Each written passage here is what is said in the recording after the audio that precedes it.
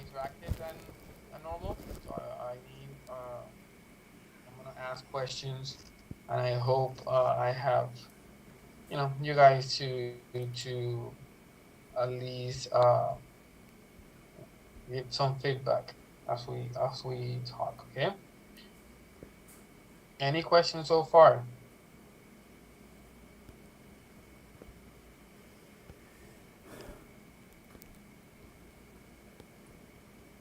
Okay. No questions. Okay. Okay. Let's do this then. Uh, we have 8, 1, 2, 3, 4, 5, 6, 7, 8. Okay.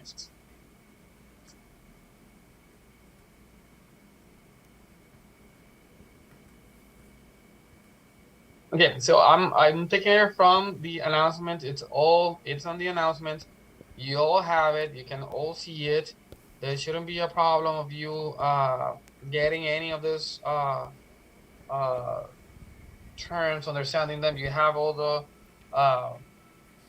terms, and all the terms are explained there. Some of them are gonna be there more than once. So make sure that you know what the term is in in all of the forms that we have. So let's start with this. And number one is gonna be processing. I'm gonna go reading them. I'm gonna highlight them, and then I'm gonna ask you. I'm gonna say an example, and then I'm gonna ask you questions about it. So just make sure uh, that you that you follow. Okay, so if you are getting it now, or if you kind of get lost, just look. I will always have whatever word I'm gonna be talking about highlighted.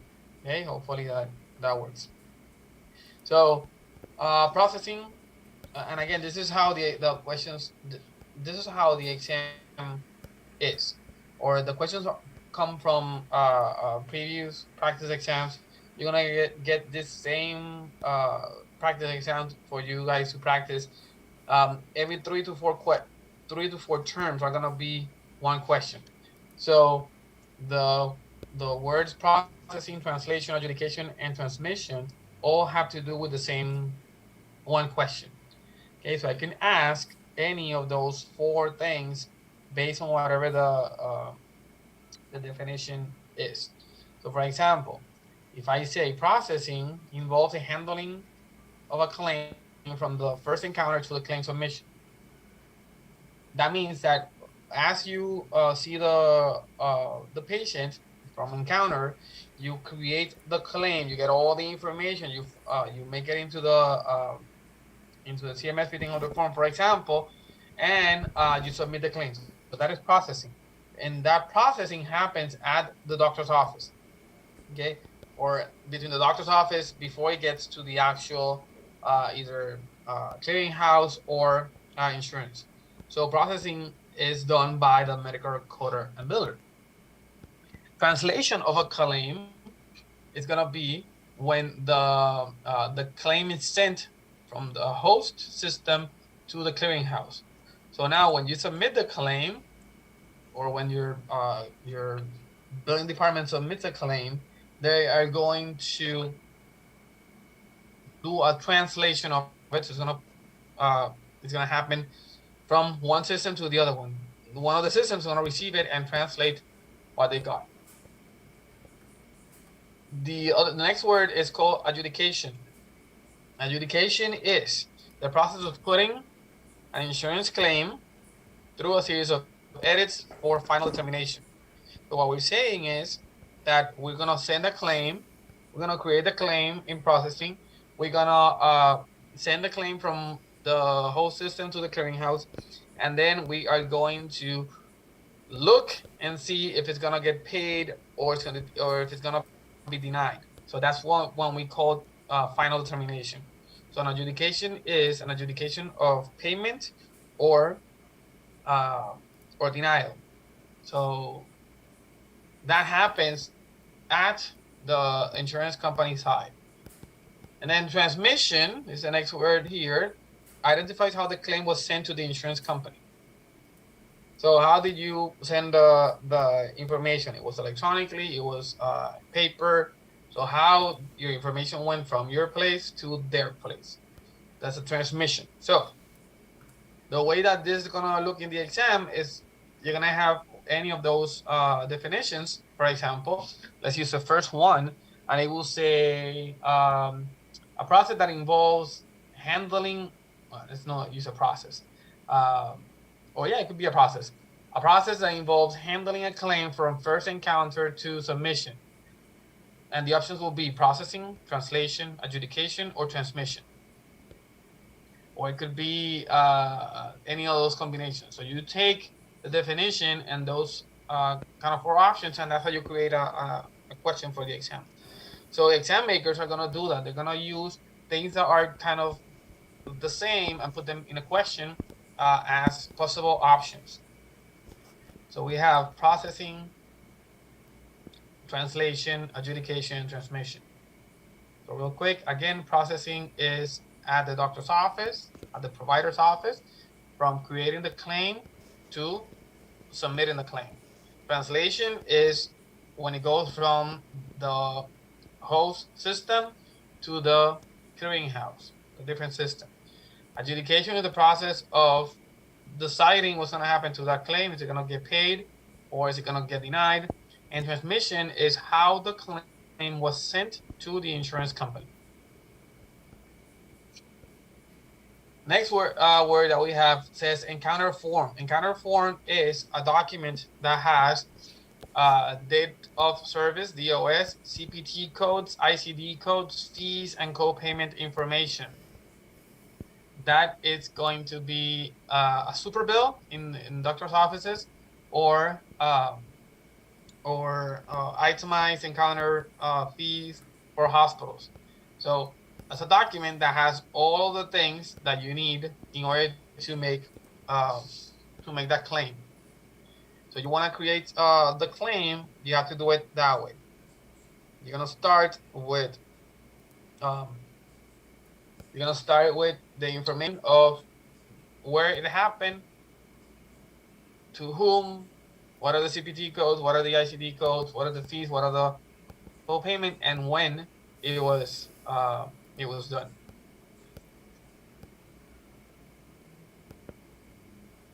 This next one is a statement, it's not a question or a definition. It says the billing and coding specialist should confirm test results in private. So you could talk to patients about test results. The test result that you can give, the results that you can give to the patients are gonna be negative or good results. If you say, for example, patient is sick and you want to do you did a test for influenza, for COVID, whatever it is, whenever the patient comes in, if it's negative, you could tell them the results. Now, always in private, because again, part of the HIPAA regulations is that that results should be confirmed in private. Jaili, you're raising your hand. You're saying that you're there. What happened?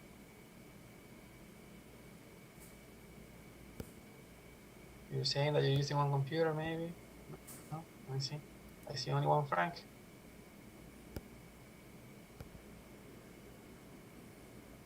Nothing? Okay. Next one, another statement.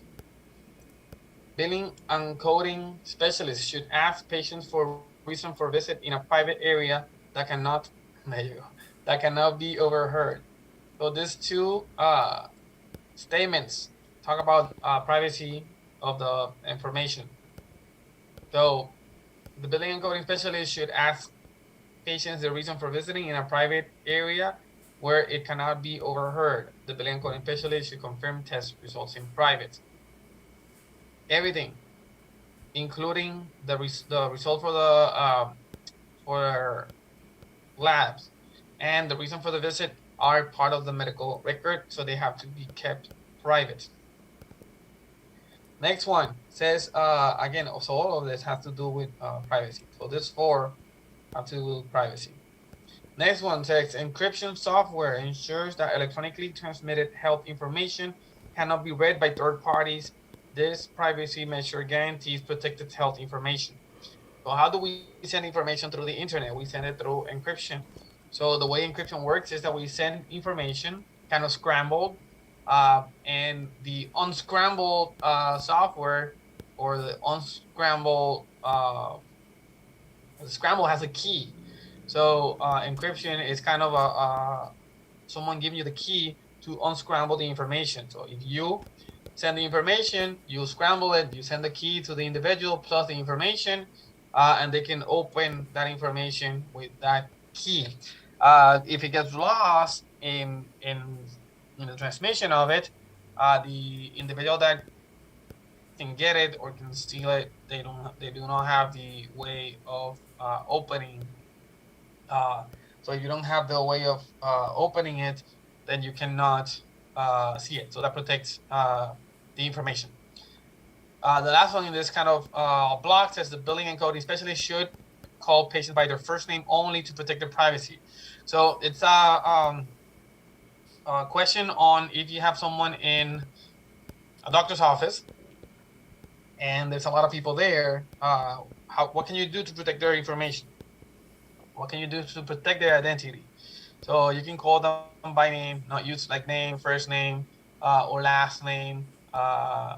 You can pick either one, but you use only that one.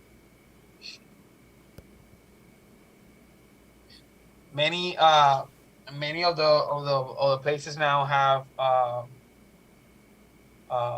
what we call silent calls. It's through an app, or it's through a number. Again, not protecting the patient's information. Now, if you put your name on a list and the next one can see your name, that is not a HIPAA violation. But screaming their name and the last name in a private setting could be a potential breach of privacy. Next, a few questions that always appear in the exams, a little bit of terminology, on directional terminology. So that means a little bit of anatomy and planes.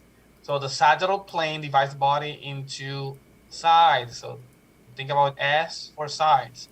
Sagittal plane divides the body into sides, right and left. The coronal plane divides the body into anterior and posterior, or front and back. And then transverse is a plane that divides the body into top and bottom, or superior and inferior. And then this one says distal means far away from the origin. So we have distal and proximal. Proximal is something that is close to the body. Distal is something that is far away. So sagittal, imagine dividing someone right down the middle into right and the left.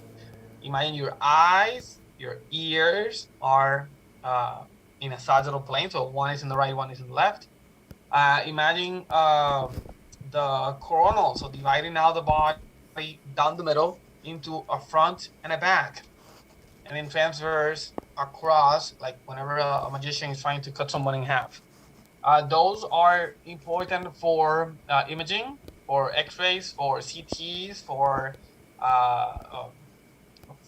incisions in surgery. So you need to know a little bit of that anatomy.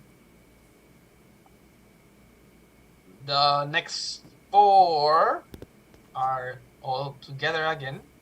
The first one is a source document. A source document is a financial draft that is the initial point of entry to an account system.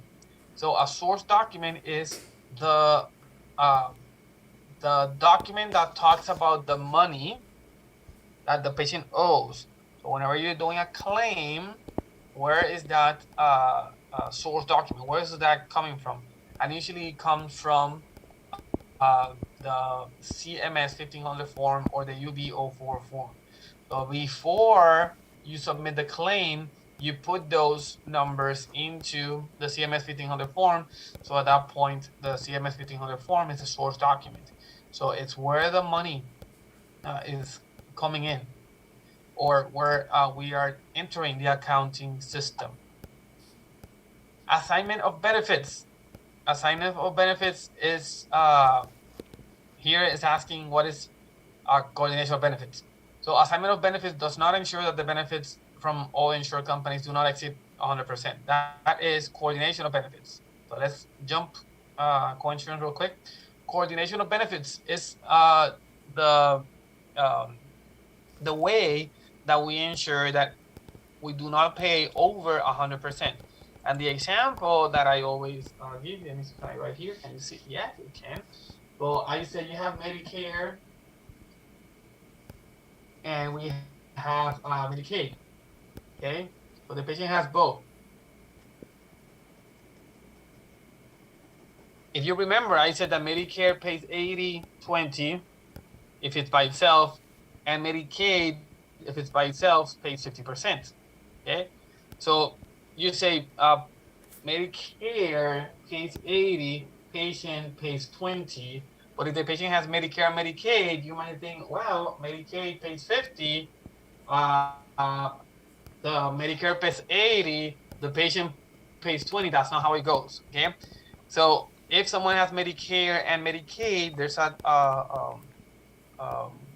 rule, and it's called the rule of coordination of benefits, that we cannot pay more than 100% of the allowable amount. So because the 80-20 is out of the allowable amount, in this case, Medicaid will not pay 50%. Medicaid will pay that 20%. So Medicaid 20, Medicare 80, and the patient nothing, that's 100%. So the rule that makes that happen is the rule of coordination of benefits.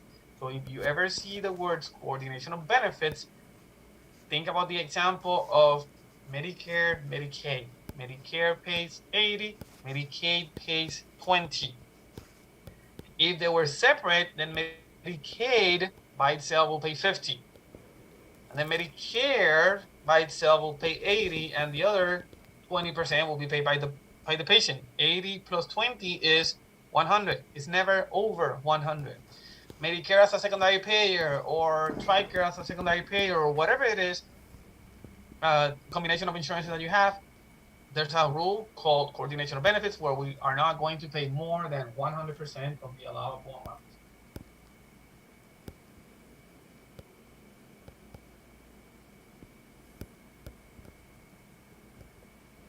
This is the first time coinsurance is going to be here. Just know that coinsurance have different definitions, different statements in this document.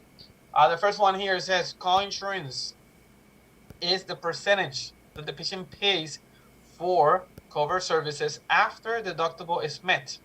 Okay, remember, after deductible is met. That means that if you have a deductible, you have to pay that deductible first and then pay a percentage. If you remember, that kind of has to do with how much a patient has to pay. So the patient, and you can go by this, patient will pay the allowable amount minus deductible. That is what it says there, the allowable amount of a covered service minus the deductible times the coinsurance percentage. Okay, so coinsurance. And then next to it, let's see if I can do it this way. Yes. And then at the end, then deductible plus copay. So coinsurance is this section here.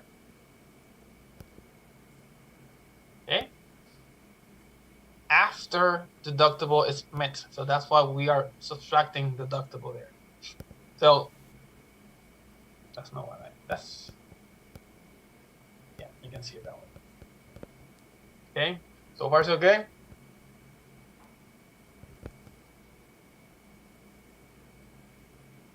Anything? Anyone? Come on, people. I'm gonna make you read it. Okay. So, a few of these ones. Okay, thank you. Again, remember, I like every 4 of them are gonna be in. So co-insurance, percentage the patient pays for covered services, really important after the deductible is met. Coordination is a rule that we cannot pay more than 100% of allowable medical expenses. And we said source document is a financial draft of the initial point of entry to an accounting system. Submitting claims electronically is faster than submitting paper claims. That's a question that always appears in the exam. They are going to ask you what is faster, paper claim or electronic claim, and it should be simple. It's electronic. Also, which one is cheaper? Usually electronic. Which one will get paid more? Usually electronic. So anything, based on that is going to tell you that they are better. Okay. Claim control number. So every time you submit a claim, a CMS 1500 form or a UB04 form, that claim gets a claim number. So basically, like a receipt, when you go to Walmart, that receipt has all the information, but also there's a receipt number. So that's kind of the claim number. It's called claim control number. So if you want to appeal something, if you want to ask for information on a claim, one of the things that you need is the claim control number.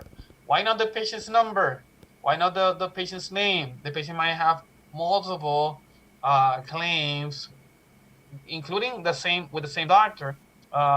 So it's really complicated sometimes. It could be complicated to get what specific claim you're talking about. But if you have a claim control number, that expedites the process of a phone appeal or asking for if the claim's paid or not. A little bit of medical terminology, not terminology of the billing and coding, but terminology. Electrocardiogram is a test that checks for problems with the electrical activity of the heart. So the word comes from electrocardiogram. So I suggest that every time you see a word that you do not understand fully, you kind of divide it into its parts. Electrocardiogram, you do it like this. Electro, cardio, and gram. And that means the recording of the electrical impulses of the heart. You can do that with every word that you see. Okay, something that you should know already, submitting a claim for services that were not medically necessary is an example of abuse.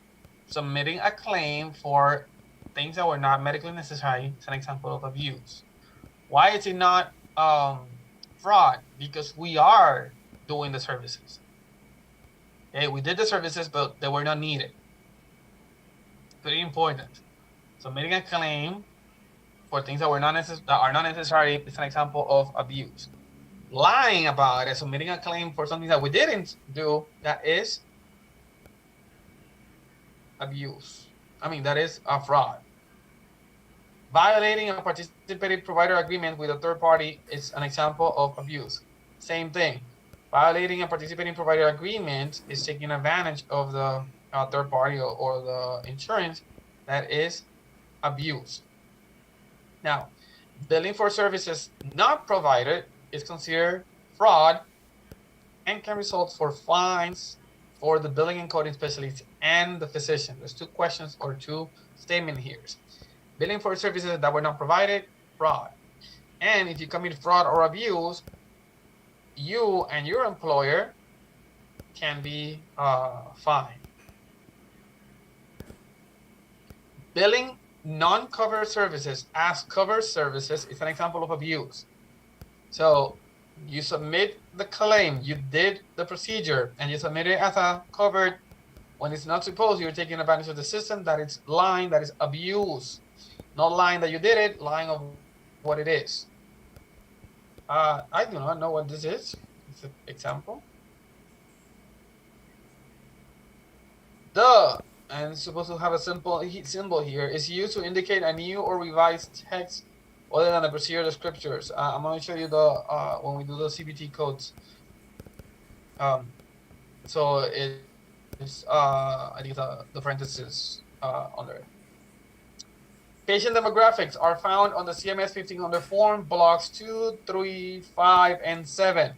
So the first 7 blocks on the CMS 1500 form talk about the patient demographics, and information on the patient. Again, simple. You need to memorize it. The first part, that's it. That's a simple, Frank. Thank you.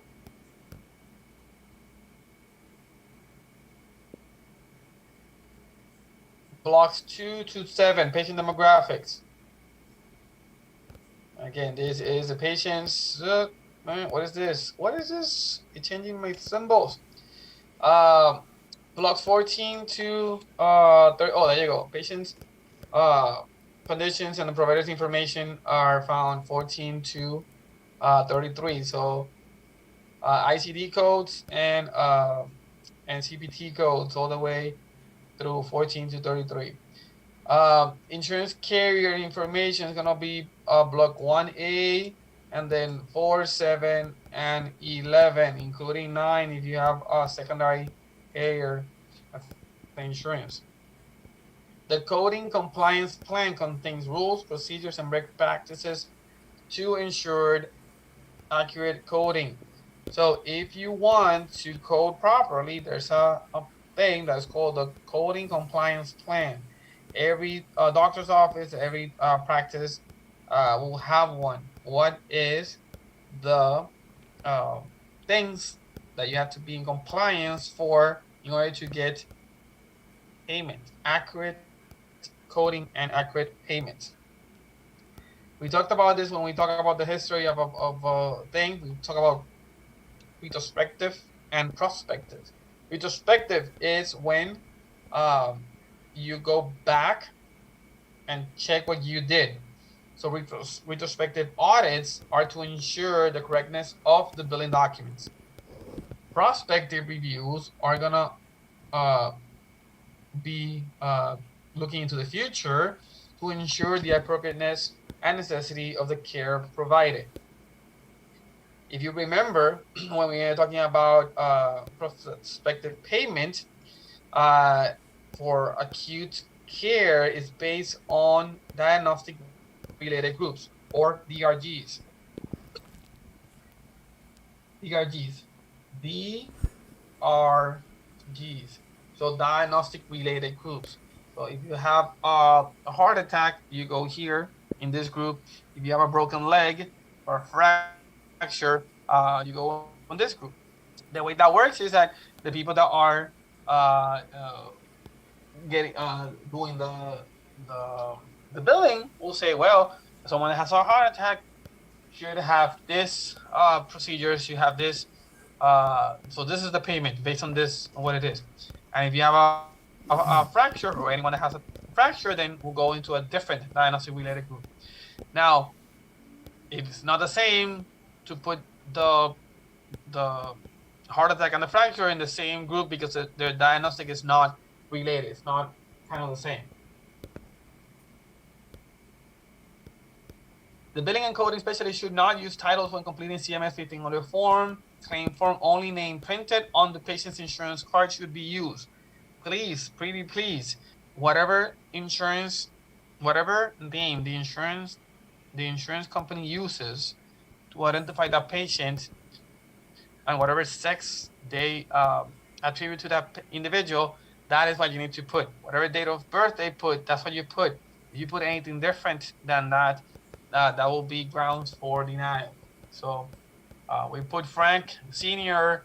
and Frank Jr., and in the insurance card we have Frank Quintana Gomez. They might say, well, that's, I don't know, senior or junior. I know Frank Quintana, and they don't even say anything. I don't know this patient, denied. Okay, so it has to be exactly what it says in the card. The billing and coding specialist should fold the form in thirds to allow the insurance address to appear in the window of the envelope. So when you see the form has lines, and you have to divide it or fold it into those lines. I'll show you how it looks. The next one says the billing and coding specialist should use Arial, Pica, OCR size 10, 11, or 12 as the font in the paper claims.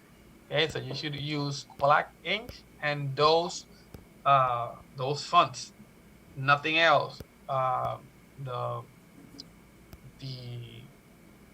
optical scanner will not understand what it is if it's not in any of those fonts or font sizes. The billing and coding specialist should not use staples to attach documents to a CMS 1500 paper claim and should avoid puncturing the form. Whenever you're submitting claims that have extra documents, you should not use paper clips. You should not use anything to puncture the form, because if you do, when it goes to the scanner, it can get jammed and it will not work properly. So if a paper jams into the scanner, it's gonna make a mess out of it, and they will return it as non-readable. Paper claims are the only ones that are. That's okay. I was just using an example of the Franks. Don't get scared.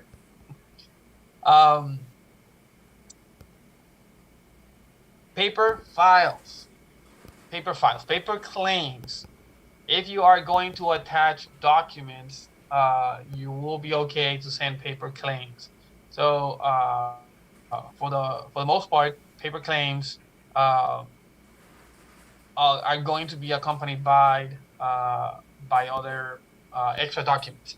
You can do it online also, but usually that's why we're sending paper claims.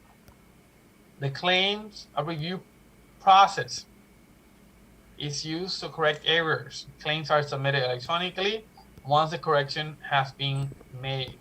So claim review process is when the claims are being checked by either the provider or the billing department of that provider or a billing company, and if they find any errors, they are not going to submit the claim. They are going to reject it, send it back for the individual to fix the those mistakes, and then it will be submitted correctly.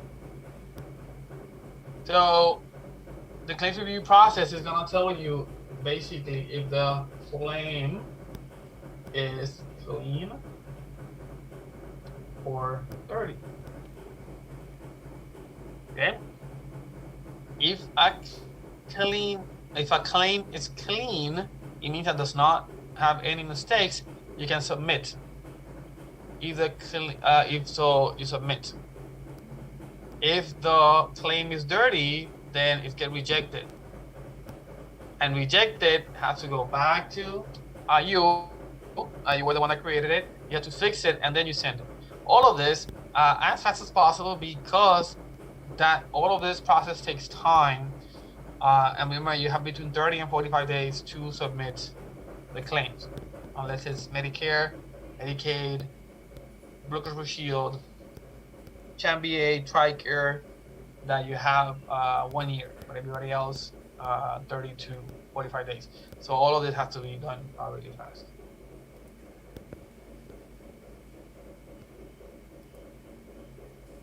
Authorization numbers are needed and need to be included in both paper and electronic claims in order to be adjudicated. So if you're sending a paper file, a paper claim, you have to put the authorization number, and if you're doing it electronically, you have to do it also. So paper submission or electronic submission does not require different methods of completing the form only the submission. So in order for a claim to be adjudicated, to say if it's gonna get paid or denied, to have a final determination, you need to have the authorization number. If the authorization number is not there, the adjudication is gonna be, or the final determination is gonna be a denial. If the authorization number is there, then it could get paid. Not necessarily will, but it could. Billing and coding specialist should submit a paper form if the claim requires an attachment. So like I was saying before, if the claim requires an attachment, then you could do the paper claim. These are this next few are for the CMS 1500 form. There's a few distractors here. Remember, we use the way we identify a doctor is through the NPI, National Provider Identification Number. Before, we used to use one that was called the Unique Provider Identification Number. You don't need to know anything about it. You just need to know that it's no longer in use. So we don't use the Unique Provider Identification Number anymore. What we use is the NPI. But a lot of questions on the exam have like all things just to ask to see if you know. Just like the UB84 is a claim that we used to use back in the 80s and it's not used anymore. The one that we use now is the UB04. So the 84 is from 1984. The 04 is from 2004. So we don't use the UPIN anymore. We use the NPI. The employer identification number in block 25 identifies the rendering provider for tax purposes. So when you look at the CMS 1500 form, block 25, it's going to ask you for a tax ID or an employer identification number.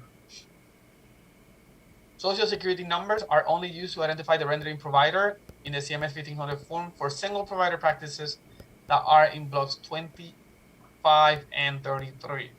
So they can still use a social security number, even though you will probably never see that. Employer identification number and NPI is how we identify the patients, the providers.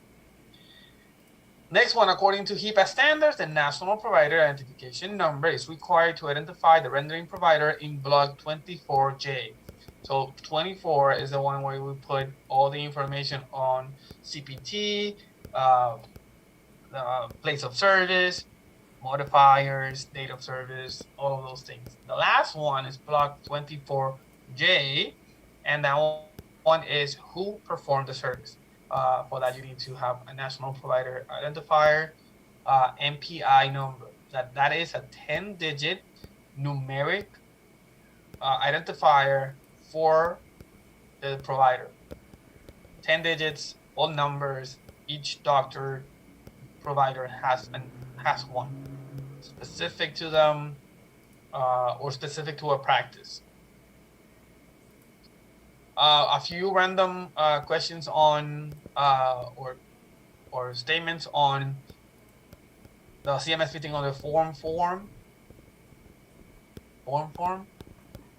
claim form. That's what I meant to say. Block 12, patient authorizations block. 2, patient's name. 24D, procedure, service, or supply. 24J, rendering provider.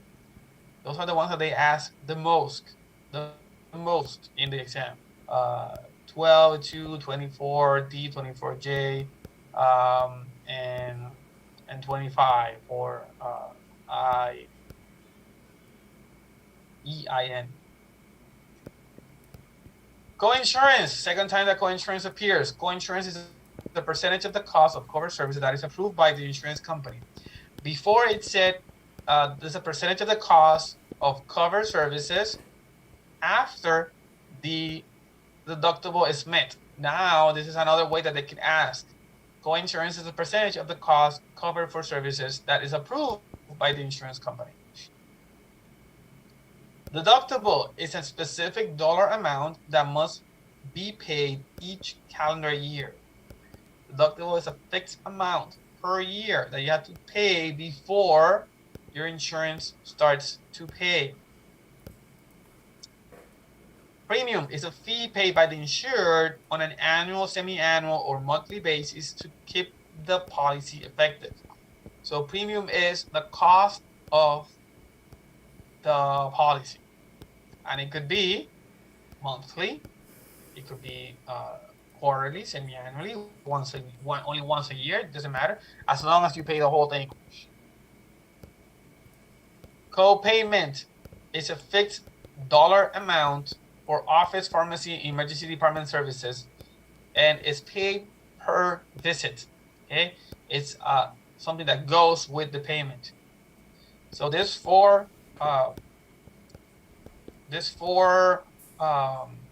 words here, terms, could be a question. Okay, how it could be a question? I could say something like, let me write the whole thing. You see if it works. I could say something like, can I do text? Maybe because my handwriting is kind of weird. Okay, there you go. Actually, I can copy this.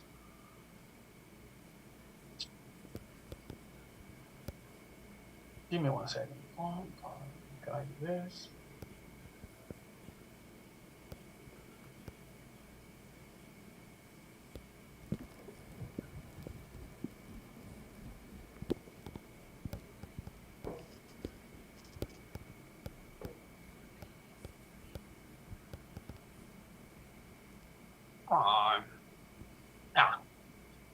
Excellent.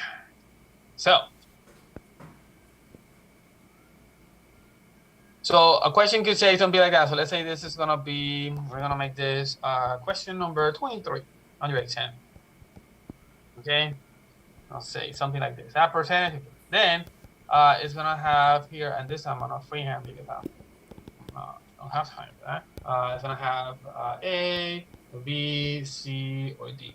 Okay, this is a question that's gonna be on your exam. Question number 23, example. It's gonna say a percentage of the cost for covered services approved by the insurance company. Okay, and then the options are gonna be coinsurance. They're gonna be deductible. It's gonna say premium or copay, for example. That's a perfect example of a question on your exam. Okay, a percentage of the cost of covered service that is approved by the insurance company is. Let's see, what is it? Well, percentage, you should know coinsurance. Now, the question might say something completely different. The question might say, instead of saying that, the question might be a specific dollar amount. It could be this, a specific dollar amount that must be paid each calendar year. And the options are going to be coinsurance, deductible, premium, copayment.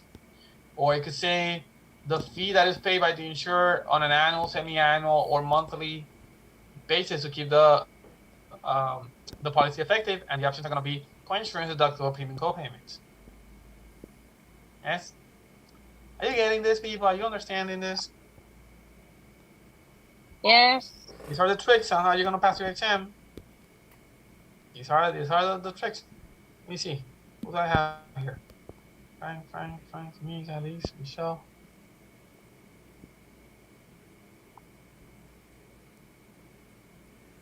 I got 12, 11. 1, 2, 3, 4, 5, 6, 7.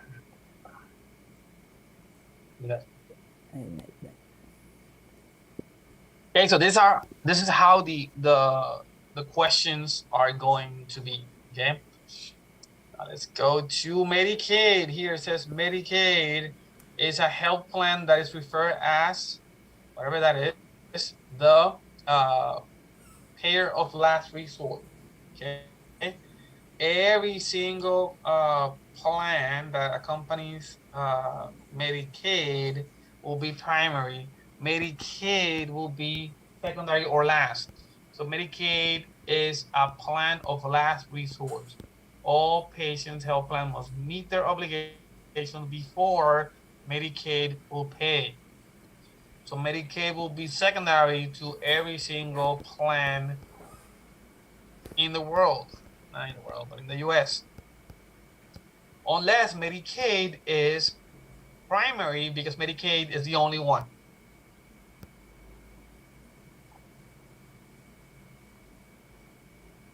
Disclosing information to anyone without the patient consent. What are all these things are? I need to clean this up. I don't like this. Disclosing information to anyone without the patient's consent is a violation of patient confidentiality. Disclosing information without the patient's consent is a violation of confidentiality. We talked about this a long time ago. Add-on codes. Add-on codes are listed after a primary code. They are codes that are added to something. So they cannot be primary codes. They're going to be added to the primary code. They cannot ever be listed as primary or be coded as the only procedure.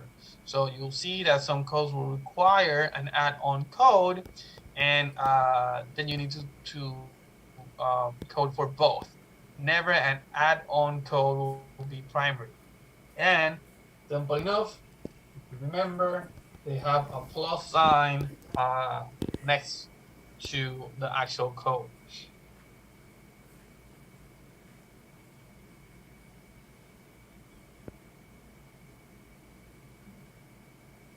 The UB04 form is the appropriate claim for reimbursement services from ambulatory surgical centers, home health care, and hospice organization. UB04 form for anything that is inpatient,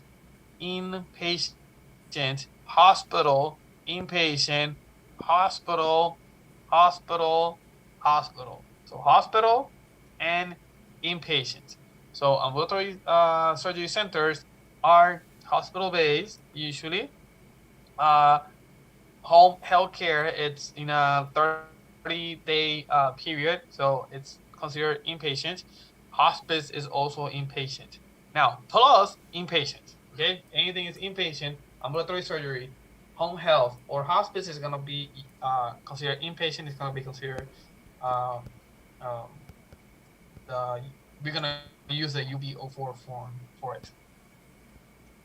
Bad debt report is an information about money that cannot be collected by the provider or a collection agency.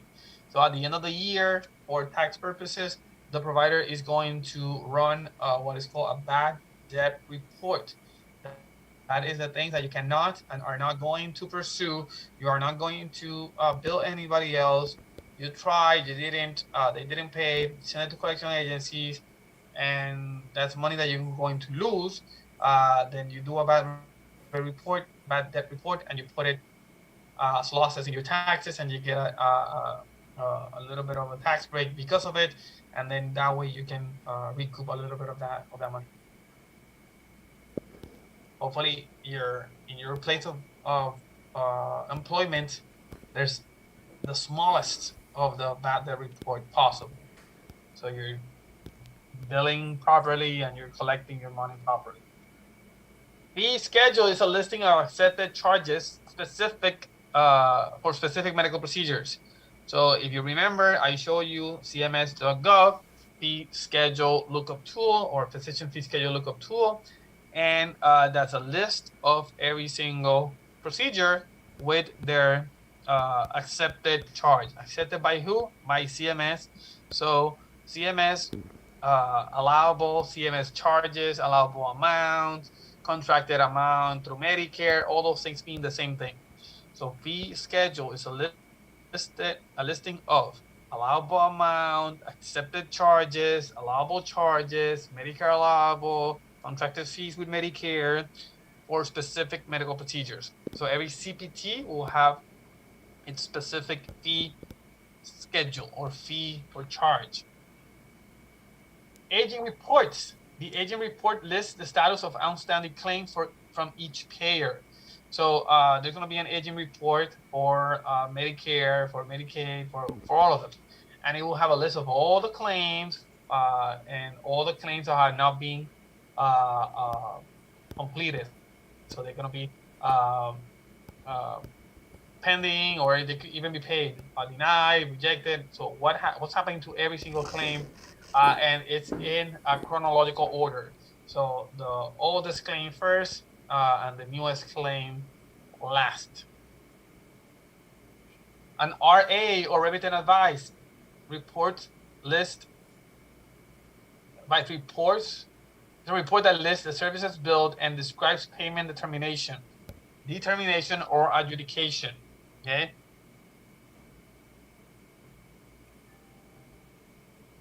So remittent advice is a document that the provider is going to get. This is very important. So the RA, remittent advice, is a document given to the provider. And it's going to list, okay, the payments or the denials. And that's the determination, that's the adjudication. But the patient is going to get the same document, and it's going to be called the EOB. But instead of because the RA will have multiple patients, each patient will get an EOB. So this is the patient, and it will say what were the codes that we charge, what were the charges, what were the payments. So the same document. In practice, many places call them EOBs, all of them. Okay, so a provider is not going to get EOBs, but many people in the field are going to call remittent advice EOBs, and many places require you to understand what they are, know what the difference is. I don't care about the difference. I care that you know what it is. There's a list of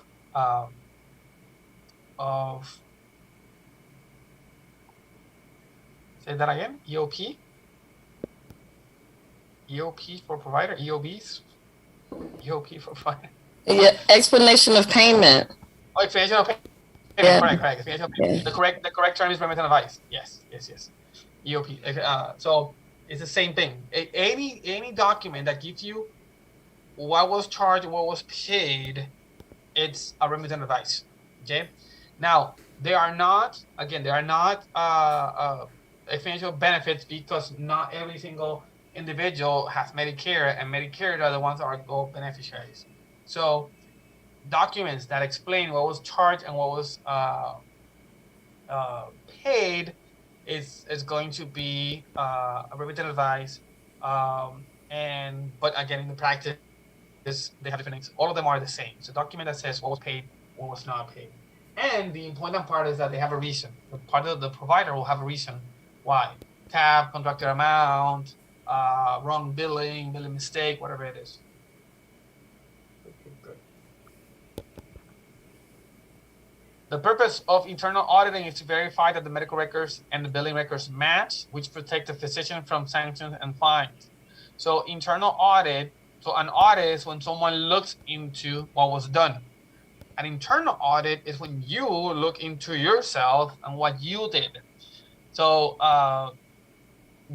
before you get an actual audit, then you do an internal audit. So you check whatever they're going to check. So usually an audit is done by Medicare administrative contractors, or basically Medicare. And before that, then you should make your own. So it's called an internal audit. Bullet or dot symbols are used to indicate new codes. Circle with a line across indicates exemption from the use of modifier 51. The blue triangle symbol represents a revised code. We're going to go over all of them. And again, not that you need to memorize them, you need to know where they are in your books. So that's what we're going to do on the next classes. Star is to use, this star is like it's a star, but it's kind of weird. Telemedicine, and then the little flash one for thing that's still pending FDA approval. Medicaid, I hate this. Thanks. I need to know what that is. Why, when I'm tapping that, it has that thing there. Medicaid supplemental coverage is called Medicaid, Medi, and that Medicaid will pick up whatever Medicare hasn't paid. So when you have Medicaid and Medicare, we call it Medi. And remember, care will pay 80%, and whatever is left over is going to be like 8, that's 20%. If you add those two, it's going to be 100%. And the rule that makes you not go over that 100% is called coordination of benefits. Okay? So that's how we study, that's how we practice. We now put everything, every time we hear something, we go over the whole thing. Medicare, Medicaid. Medicaid is secondary, Medicaid is last, Medicare is first, 80-20. Who gets Medicare, who gets Medicaid, who pays for all that information every time you hear any of those things. Private third-party payers supplement coverage to Medicare beneficiaries who pay their Medicare premium. So private third-party means private insurance. So private insurance supplements coverage for Medicare. Medicare will be primary, and the supplemental insurance will be secondary. And again, it's gonna be 80-20. Again, you might say, well, what is this? Again, deductible, co-insurance, co-payment, and premium. So let's see what it says in this section. Deductible is the amount for which the patient is financially responsible before the insurance policy provides coverage. Annual fixed amount. Co-insurance is a percentage. We could stop there. Anytime we say co-insurance, we think about percentage that the patient pays for covered services after the deductible is being met. Co-payment is a provision of an insurance policy that requires the policyholder or patient to pay a portion to a healthcare provider for each service. Premium is the amount the patient needs to pay monthly, annually, or semi-annually for health insurance.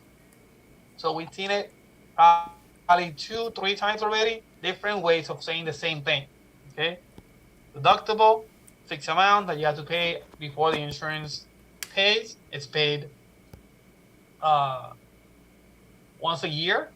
You can pay a little by little, or you can pay it in one procedure. Co-insurance is the percentage that the patient has to pay for the services that are covered after the deductible is met.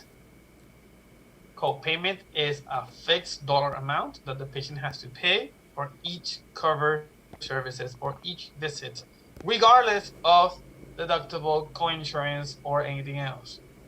And the premium is how much the policy costs, and you have to pay for it to be active. Yes or no? Are we still understanding?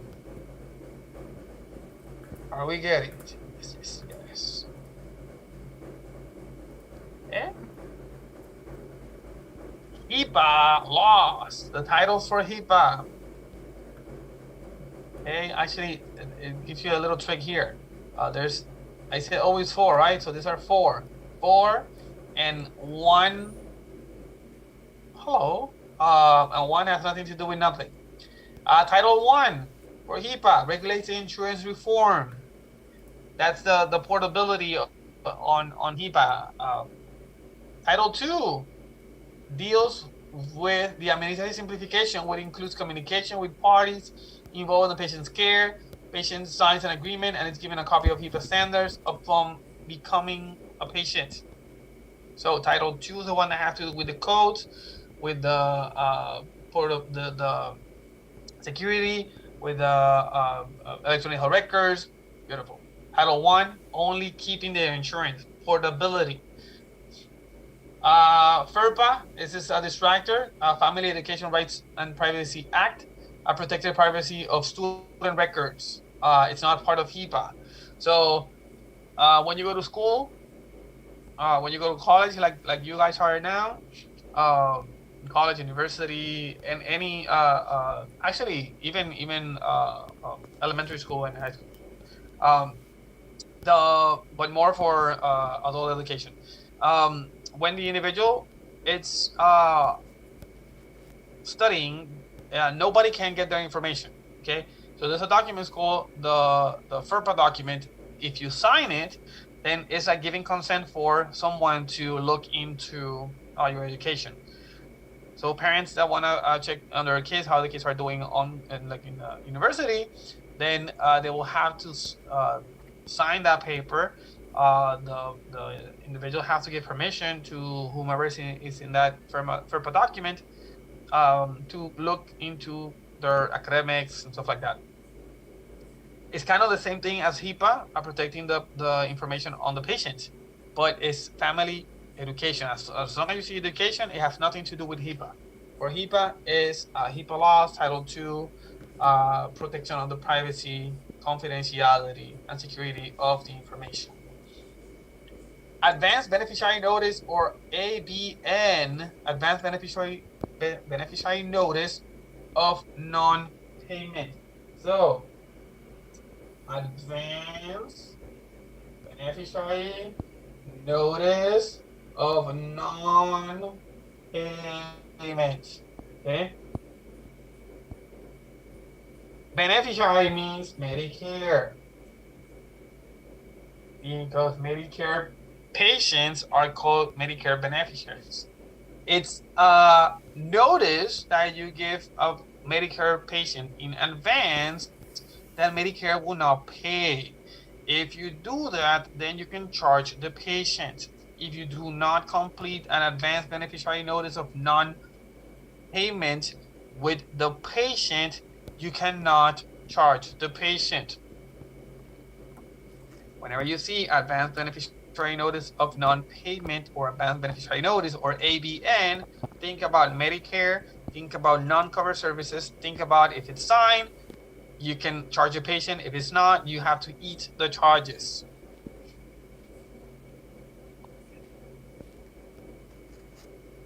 CMS 15 on the form is a form required for submitting claims. What type of claims? Outpatient claims. Outpatient, out of the hospital, and some hospital setting claims. Anything that is outpatient. Patient is an outpatient when they when they are not admitted to the hospital, when they spend less than 23 hours, actually less than 24 hours, up to 23 hours in the hospital setting. That is outpatient. You go in for something and the same day you go to your house. If it's overnight and you started at 10 o'clock at night and then you leave by 3 o'clock of the next day, not more than 24 hours have passed, or you're not admitted to the hospital, that is outpatient. That requires a CMS 1500 form.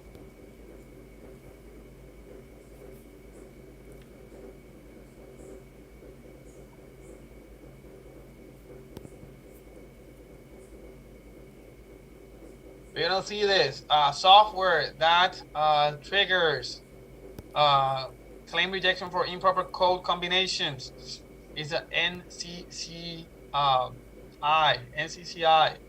edits, or it's called edits, will trigger claim rejections for improper code combination. So you have a male patient, okay, male patient, and you have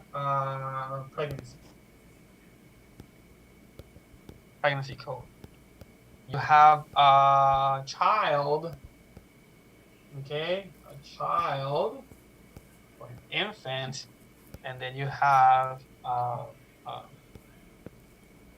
PSA test or a prostate blood test, or whatever combination of things that do not match. Okay, anything that does not match. You have a fracture, and then you have an EKG or ECG. Okay, when things don't match, that's gonna start beeping red, and it's going to reject. Actually, it's gonna deny this, but then you have software that's gonna check before it gets denied, so it gets rejected, and you can fix it. We call those dirty claims. Aging report, we saw this already. An aging report indicates the status of outstanding claims that need to be paid. Before we said that the aging report was the list of all the claims from one provider. Which ones? Well, the ones that are outstanding and need to be paid. Again, the first one that appear there will be the oldest one, and then the last one will be the newest one. We have what we call claim scrubbers. Okay, claim scrubbers are used to ensure clean claims. Are going to be software that is going to look into the claim and make sure that the claim is clean. Clean means that it's with no mistakes, no things out of place, and has all the information for it to get paid. Not necessarily that it will get paid, but it will check for that everything that is there, so everything that is supposed to be there is there. A perfect example is you have a little square in 9 that says, is there any other insurance? Okay, and then here you go and you put a boom X on it. But then you go to number 9 or block 9, and block 9 is completely empty. Okay, so the claim scrubber is gonna say, wait, there's an X in 11, right? 11D. That's we should have a secondary payer, and it should say, well, if you have another payer, go to 9 and put the information on the payer. But there's blank over there, then you will not be able to continue with that claim, because that claim will be rejected immediately by the claim scrubber. Or if it's everything is where it's supposed to be, it's gonna be passed to the next phase, and the next phase will be to go to the insurance company for adjudication or final determination. Clearinghouse is an independent organization that receives insurance claims from physicians' offices, performs software editing, and distributes those claims electronically to third-party payers. And who are third-party payers? The insurance companies. So clearinghouses are going to use Medicare edits and claim scrubbers to check that everything is clean before it submits to third-party payers, to the insurance companies. And 835P is a remedy and advice. UB82, I said 84 last time, my bad. 82, it's an obsolete version of the UB04 form. The one that we use now is the UB04 because it is a universal billing form from 2004.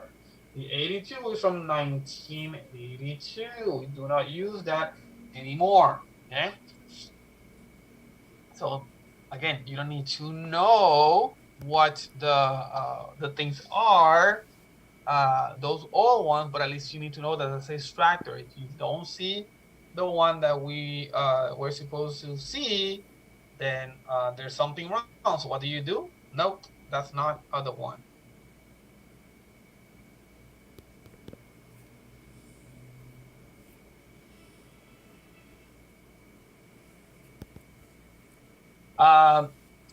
UB04 form is the one that we use in the hospitals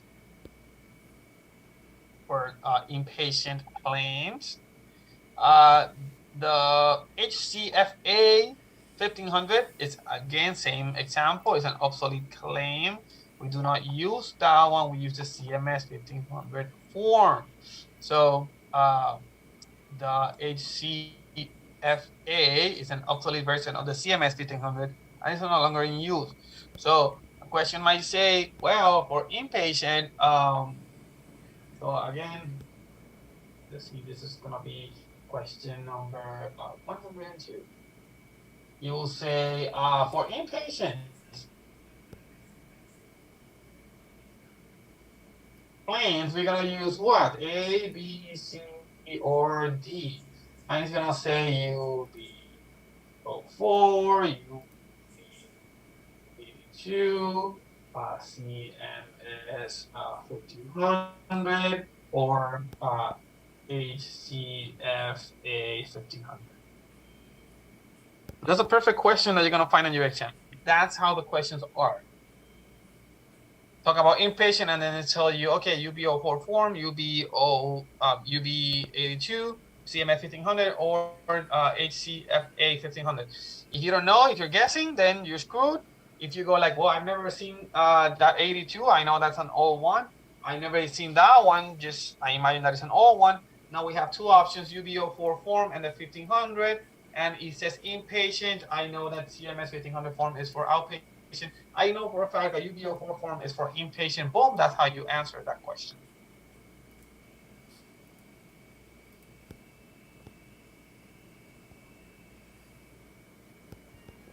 CMS 1500 form is the current form used for outpatient. Same thing. You can go this and do this. And then here, just change this section to outpatient.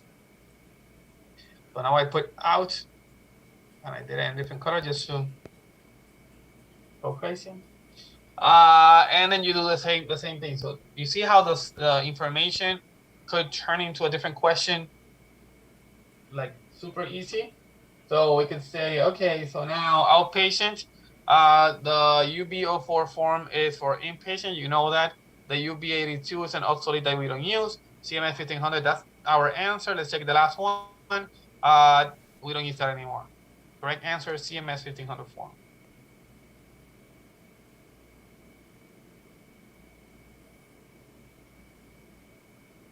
I have a question.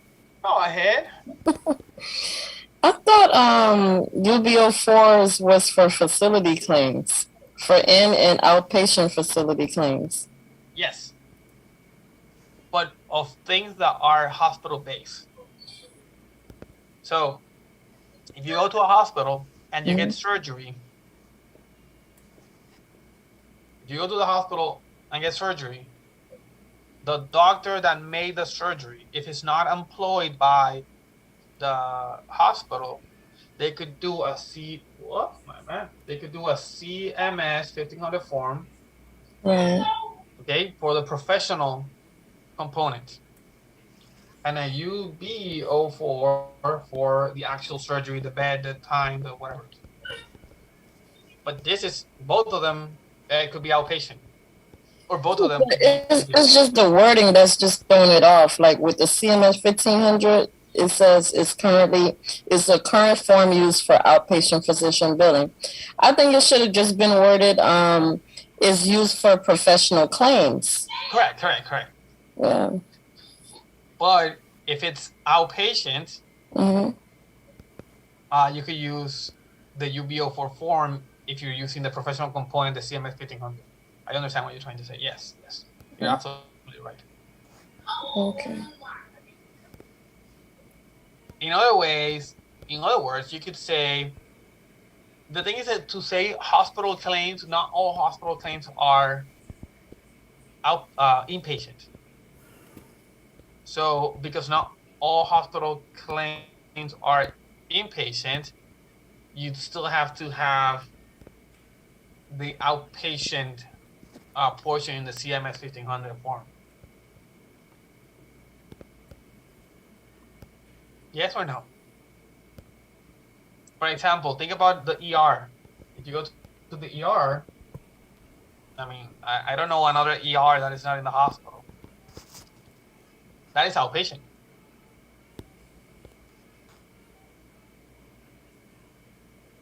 If you're going to get surgery in the hospital, but the same day you go home, that is also outpatient.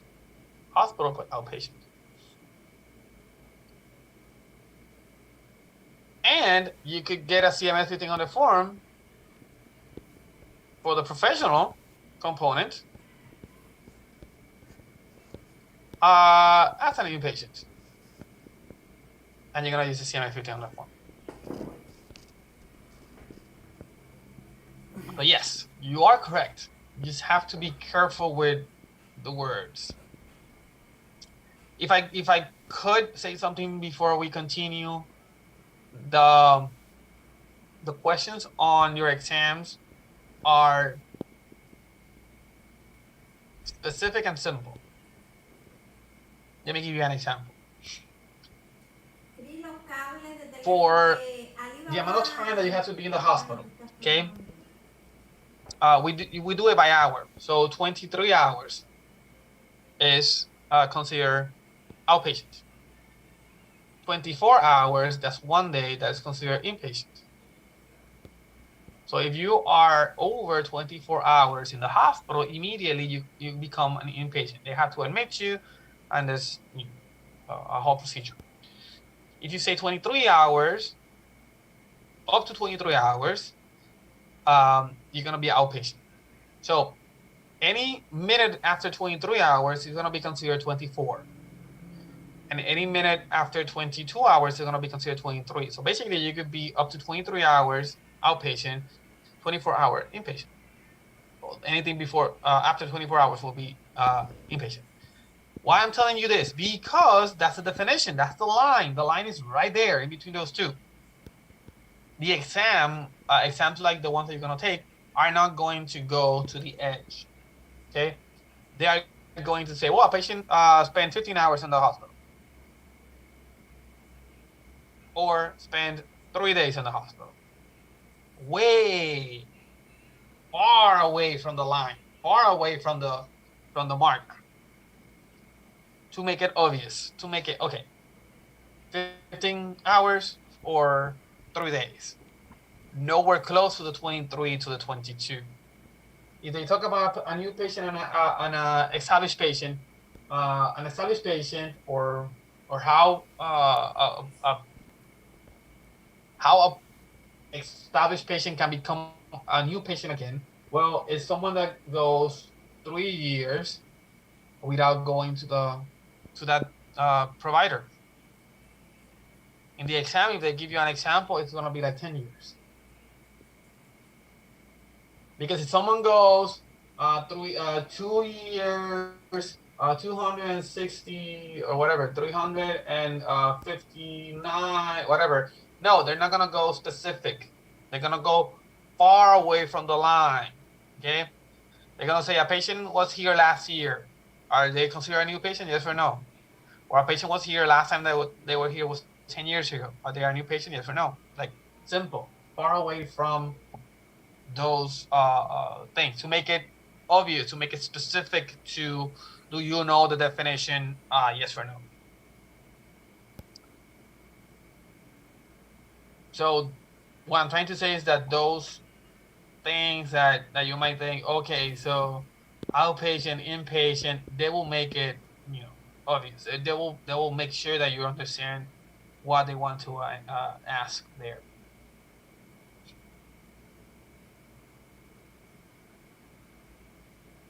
I'll give you one more.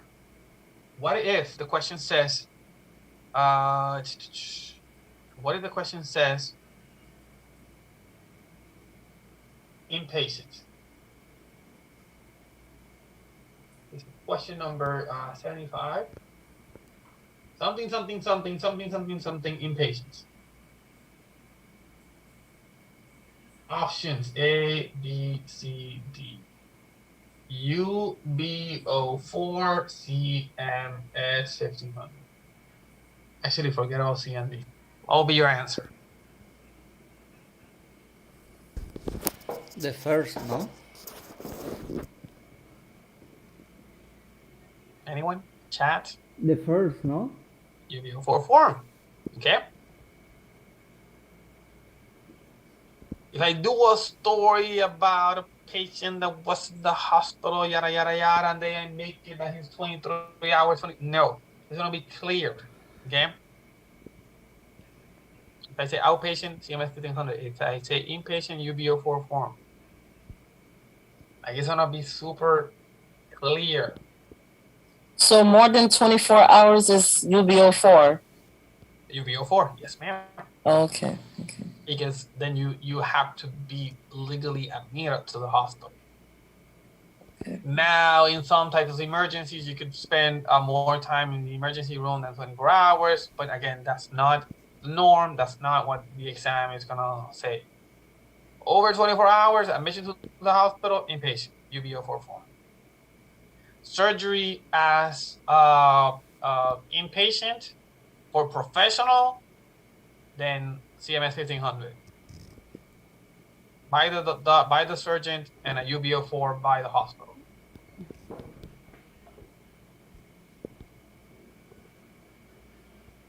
Okay. Super bill.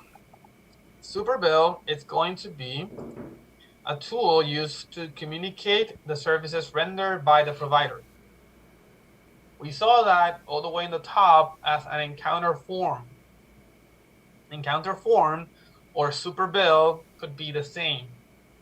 If we're talking about a department inside a hospital, it's going to be an encounter form. If we're talking about a doctor's office, it's going to be a super bill.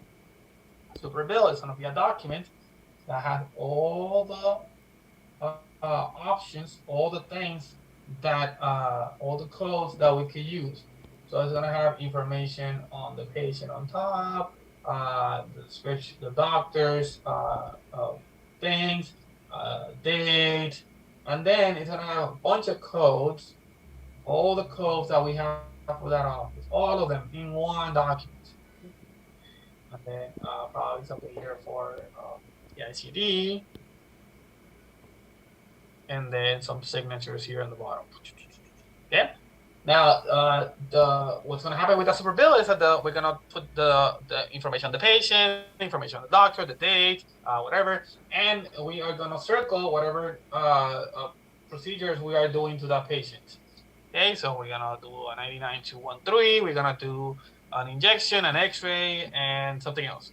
We write that, we don't have to write it down, we have to circle it from the super bill. It's a bill that has all the things that we could, or a document that has all the things that we could bill, and then you're gonna put I-10 for the ICD code. From there, you're gonna get all the information to create the bill. So that is called a super bill.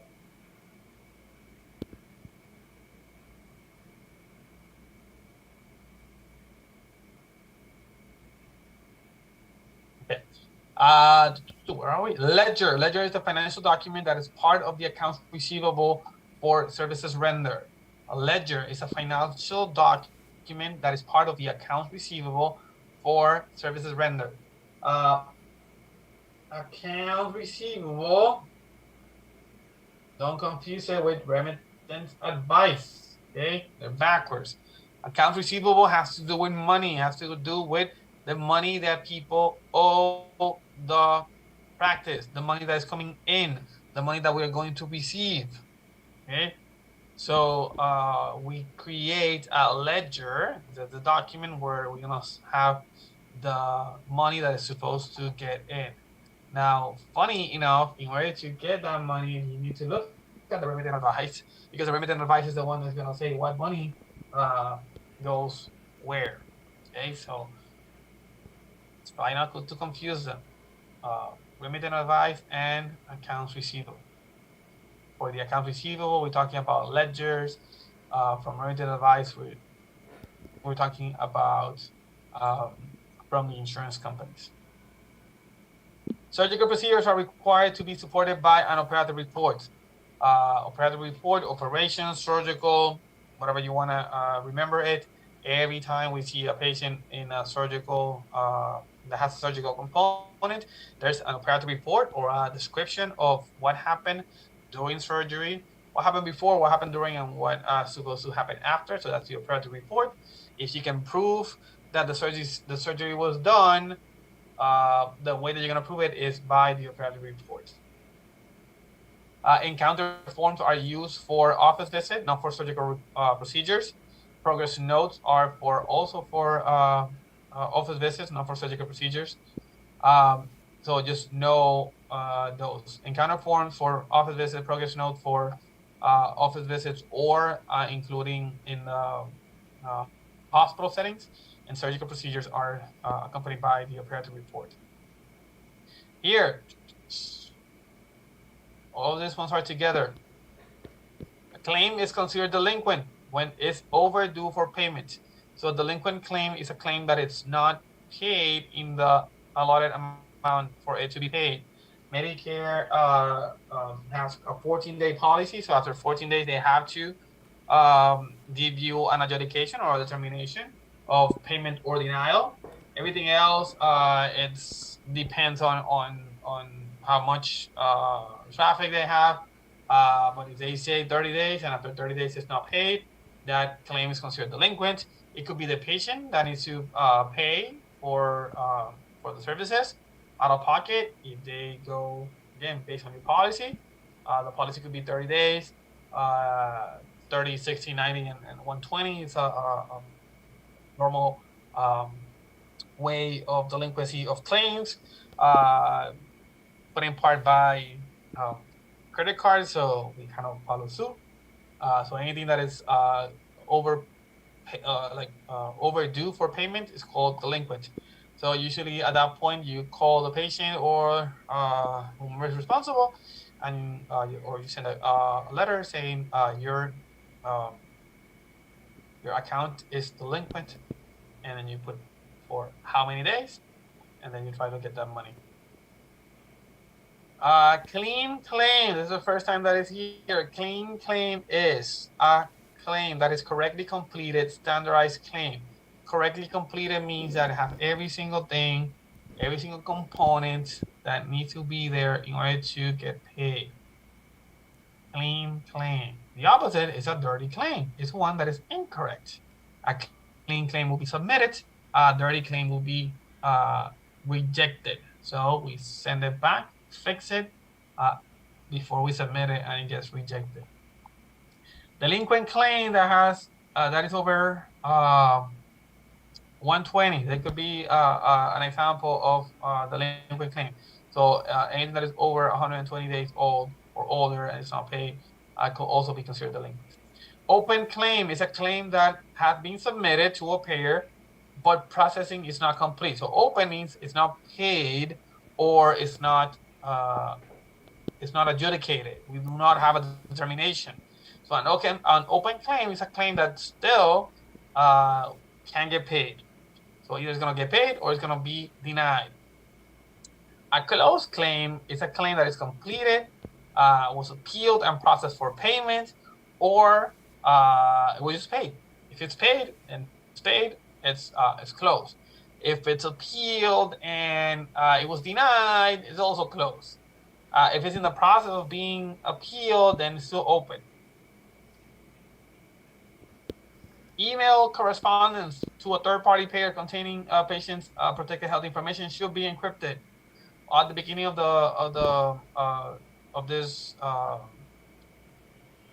this list, we have we talk about encryption.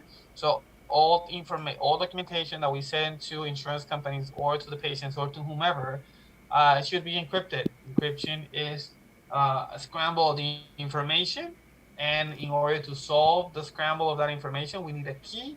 So the individual that gets the information has a key from the individual sending the information. That way, if it gets lost or intercepted, only the one that send it or the ones that are going to receive it can understand the information. Most of our communications through the internet are encrypted. Most of the things, they take over to your phone. So the more information you put out there, the less encryption you have, and the more you're vulnerable to attacks in the cyberspace. The attending physician. Okay, attending physician is whomever is responsible for a patient. Okay, from an inpatient. So attending physician is responsible for the patient's care as well as discharge decisions. Therefore, an attending physician should be notified of any unexpected labs. So when you go to a hospital, the ER doctor is one. Then we have the attending is the one that is going to be seeing the patient as an inpatient, and anything that goes wrong has to go through them. Because at the end, also they are the ones that are going to discharge the patient. So inpatient is going to be seen by an attending, and that attending is going to be responsible for everything that happens between the admission to discharge. Sometimes the admitting physician is a different one. So you can have ER doctor that will be the first point of contact. Then you can have an admissions doctor physician, or you can have be the same the ER doctor is the admitting, and then you have an attending. The attending is the one that goes through the whole process until the patient is discharged. So if you ever see anything that is wrong, you go talk to them. Fee schedule is a list of provider fee services fees. Again, every service, every CPT code, HCPCS code will have fee schedule, and that is done, given, maintained by CMS, by Medicare. Ledger, again, a patient's ledger account is a history of the patient's financial record. Ledger, financial, ledger, accounts receivable. ICD is used to code disease, injuries, impairments, and other health-related problems. I don't like the word problem at the end, but anything health-related will be there. Pregnancy, for example, it's not a disease, it's not an injury, it's not an impairment, it's just other related issues, I say them. Problems, not good for them. But ICD is for disease. ICD, International Classification of Disease.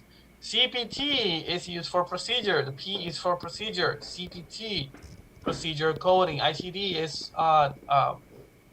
managed by WHO, the World Health Organization. The CPT is handled by the American Medical Association. Both of them are handled by CMS, Medicare. HCPCS as anything that is not a procedure, any other medical services, walkers, canes, wheelchairs, diabetic shoes, any of those things. CDT is a distractor. CDT is used for dental services. So I think it's current dental terminology. So that's not for you guys. A question might say something like this. This is going to be question number 14 in your exam. It will say procedures.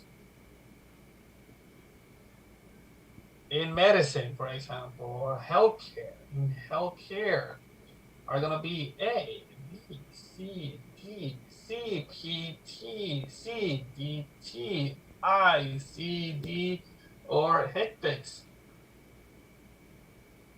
And then procedures, as you know, it's going to be CPT.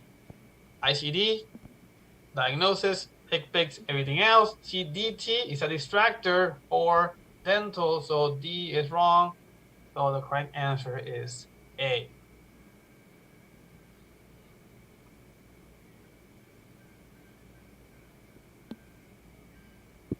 Unlisted codes could be in the guidelines prior each section for things that are not coded. So if you need extra codes, they're going to be at the beginning.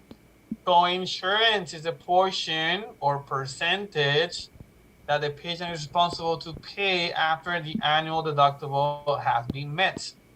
An allowed amount is the maximum amount of money many third-party payers allowed for a specific procedure or service. Premium is a periodic payment for a specific amount that is paid to the insurance company for benefits. Capitation is, we haven't seen. Capitation is a fixed amount of money that is paid to the provider by the managed care organization. So you should know there's a few words important there. Managed care, HMO. HMO pays by capitation. So you hear capitation, think about HMO. You hear HMO, think about capitation. You hear managed care, think about HMO, managed care, capitation.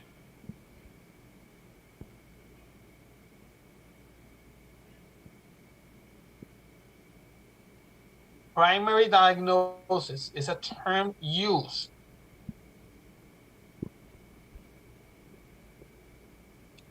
Primary diagnosis is a term used to indicate the patient was seen in an office or outpatient setting. Primary diagnosis, outpatient. Principal is for inpatient. Okay? primary diagnosis was the most important diagnosis.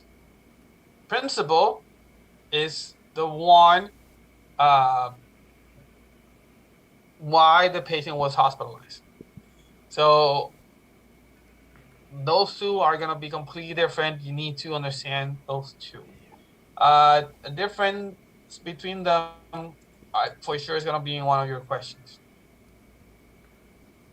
So primary outpatient term to use to indicate the patient was seen in a doctor's office or outpatient hospital setting compared to, I'm going to jump here, principal diagnosis that is used for inpatient hospital settings to code the reason why the patient was hospitalized. Chief complaint or CC, might ask what CC stands for. CC can stand for chief complaint or cubic centimeters. So it depends on what setting you're using it. So chief complaint, if you're talking about in a health medical record, what is chief complaint?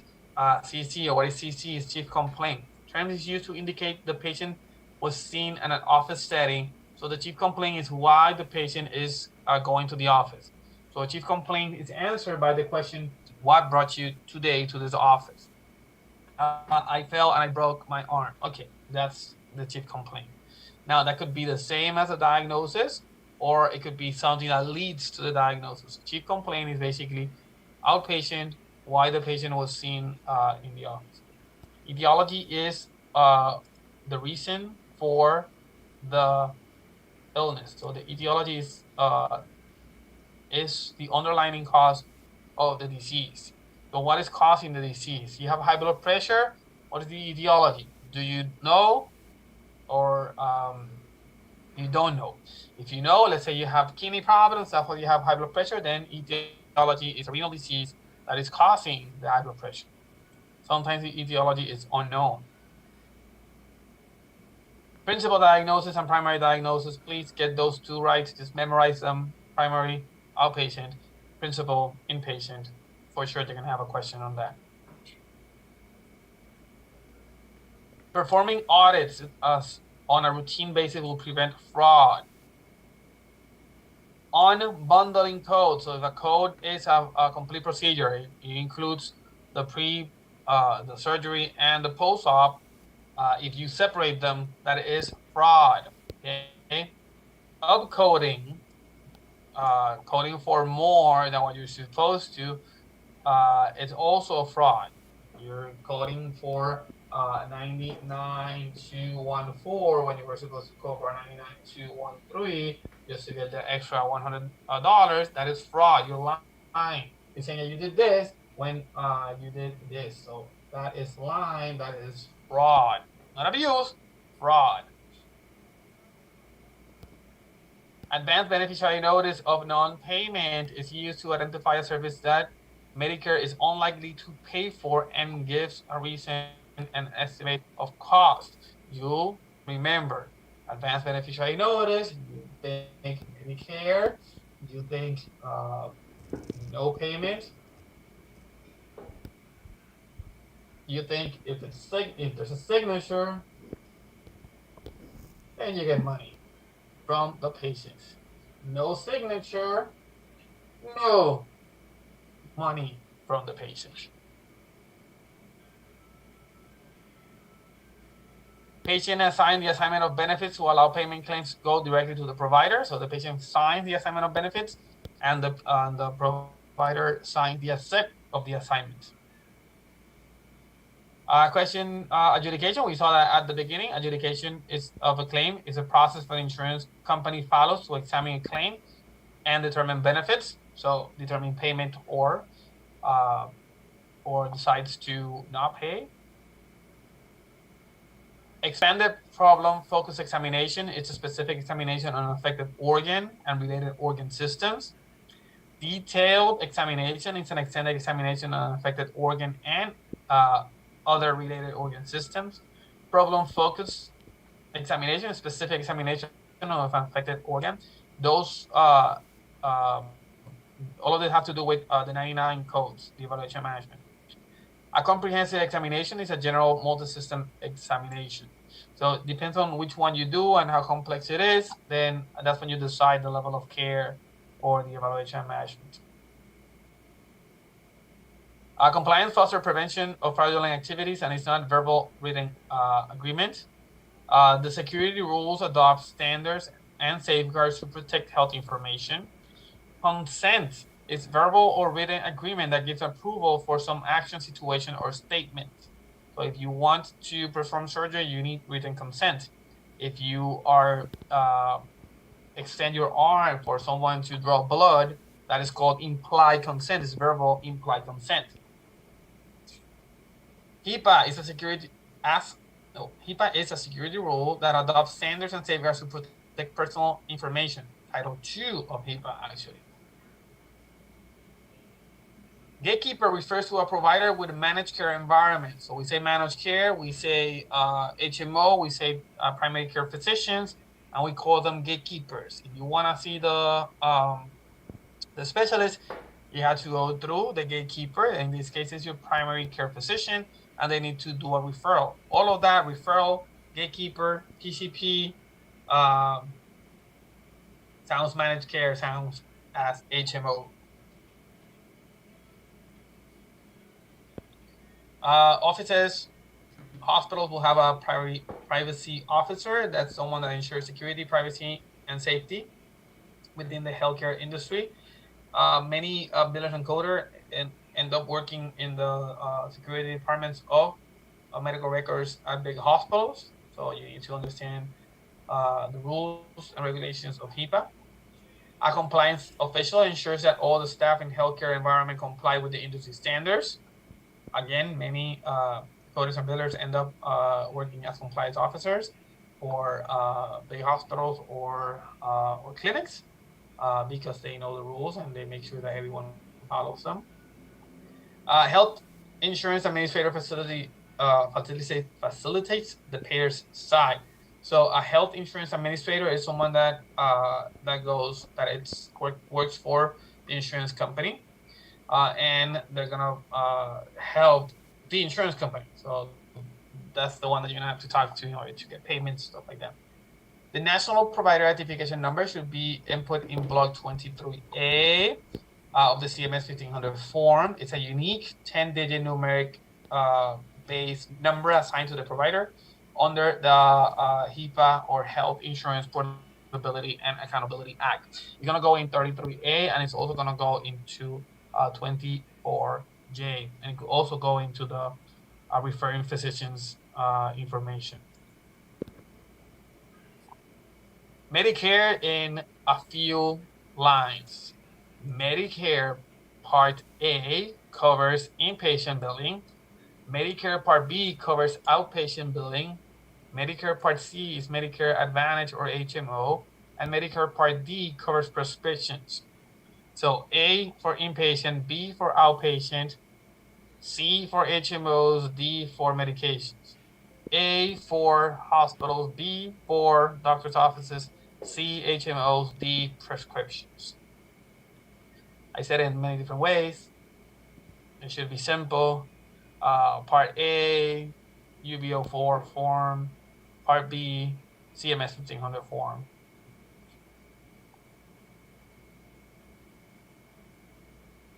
The evaluation and management code for patients' current condition can be found in the history and physical section. So when we talk about the CPT, we're gonna do it in the book next class, hopefully. So I want you for next class to have your CPT book handy. The evaluation management current condition can be found in history and physical section. The provider is responsible for writing off the difference between the amount billed and the amount allowed. Okay, so this is the provider's responsibility. So they have an adjustment or write-off that is going to be the difference between the charges minus the allowed amount. That is going to give you the write-off or adjustment, and you have to subtract that from the patient's account in order to get it correctly. The birthday rule: the parent whose birthday comes first in the calendar year is responsible for primary coverage of a dependent child. This child has two insurances. The child has Blue Cross Blue Shield, and it has SIM. Mom works somewhere, dad works somewhere else, and they have those two insurances, and the kid has both. He is dependent on both. Now, in order to get who is primary, then it does not have to do with who's older. It doesn't have to do with who's a male, who's a female. It doesn't have to do with who's been working in that place longer. It has to do with their birthday. So not the year, but the birthday. Mom, birthday is today, 6/27. That is March 27. So that insurance is gonna be primary because dad's birthday comes first in the calendar year. Yes, birthday rule for you guys. The only way that can happen is that the patient has two employer-sponsored group plans. It cannot be that the patient has TRICARE or Medicaid, anything. No, it's two private plans, and usually our employer-sponsored plans that they do not care who's first or who's second. Another coinsurance. Coinsurance is paid after deductible is met. Coinsurance is a percentage that the patient has to pay before the insurance pays, and that percentage that the patient pays, it's gonna be agreed upon while you do that first sign of that contract. Deductible is the patient's responsibility to pay, and it says it twice. I don't know why. Patient pays deductible as part of the insurance contract. Paper claim. A paper claim is submitted on paper and requires optical scanning to convert to electronic form. Remember, it has to be done in a specific font. It has to be printed in a specific color. So whatever you're adding has to be black. Whatever the form is keeps the same color. It's kind of red-ish. Pending claim is a claim that has been held after having already been submitted and therefore will not require further submission pending review. Pending claims. You want to work at places that the owners or the providers are going to be asking you to call insurance companies or check on their webpage for pending claims. There's nothing to do with a pending claim, only wait for it to be adjudicated. It's going to be either paid or it's going to be denied. So pending claim, there's nothing to do, just submit it and it's just pending. Clean claim, it's a claim that has already been correctly completed and does not require any other submission. A claim that was previously submitted and then denied will require an investigation before resubmission.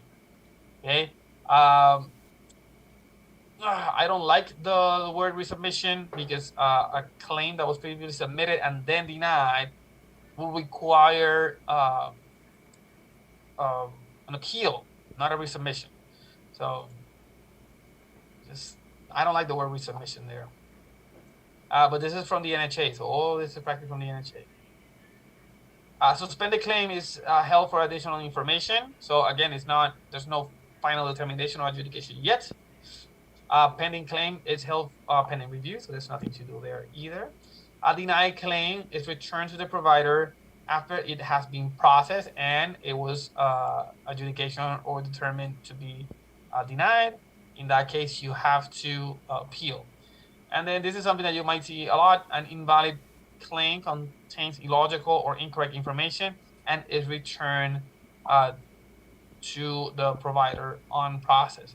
Hopefully you will not see a lot of those, but if you remember when I said a paper jam in the optic reader, because you put staples, so you puncture the document, that will make that claim invalid, and they'll send it back, and you have to basically reprint it and send it again. Or it could be just that the information has nothing to do with nothing. Things are out of place.